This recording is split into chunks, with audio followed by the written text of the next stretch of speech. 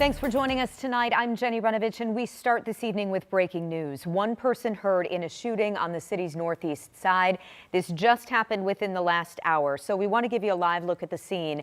Right now, we're working to get details from IMPD. You can see a large police presence at what looks to be an apartment complex here.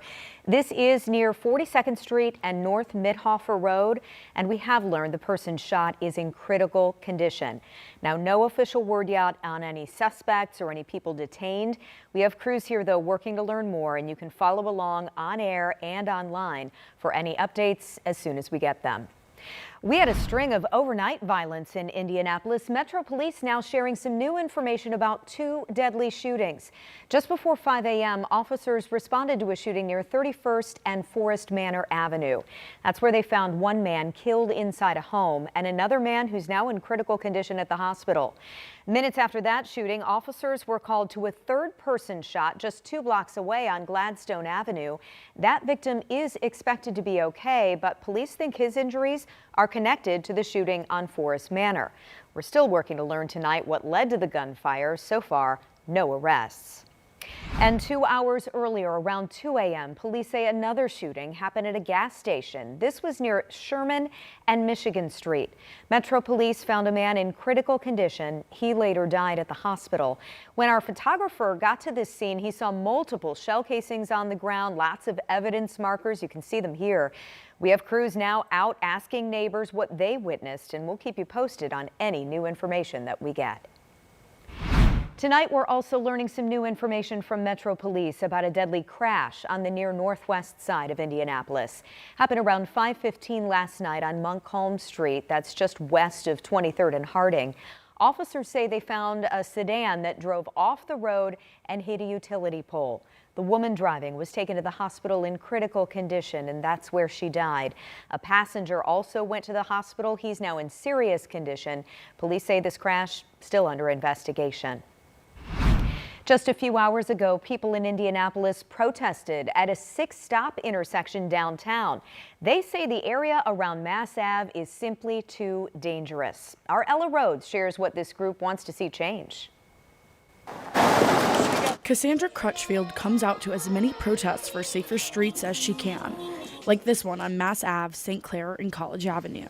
It's ridiculous. I think it's getting worse. It's not getting better. People, including Jake Budler, says this 6-stop intersection causes concerns for drivers, pedestrians, and bikers. This intersection, I think, is a sort of a example of across the city where there's intersections where people are killed, people are seriously injured, and we don't have a response in Indianapolis that is fast enough and strong enough for the safety crisis that's on the roads. Budler organized the protest to urge the city to take action.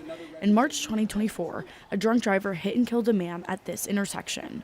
After that, DPW put up the orange barricades. That's where we see the gap. We can't have 3 years of waiting of barricades out here of somebody else is going to get hit and die in the meantime. That's where we need faster action, stronger solutions that are inexpensive and fast action. State Senator Andrea Hunley joined the protest too. What do we want? Safe streets! When do we want it? Now! People say they just want to get home safe. They even called out the city's Vision Zero plan for no traffic-related deaths, instead of calling it Zero Vision.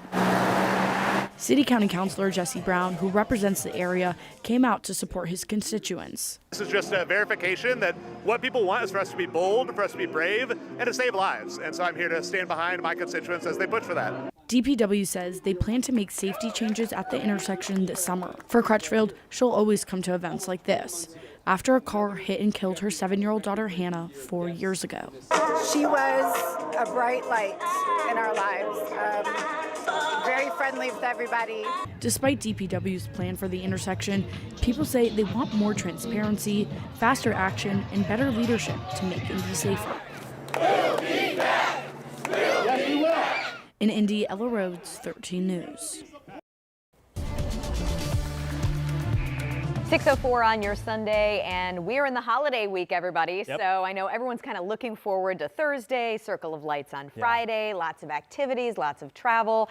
We got to get through Sunday, Monday, Tuesday first. Yeah, and those are going to be the warm days. Okay. All 3 of those days will be the mild days. Everything after that, Bottom drops out. It's a big plunge in the temperatures. So yeah, those days warm. We were 55 for our high temperature today, so far at least.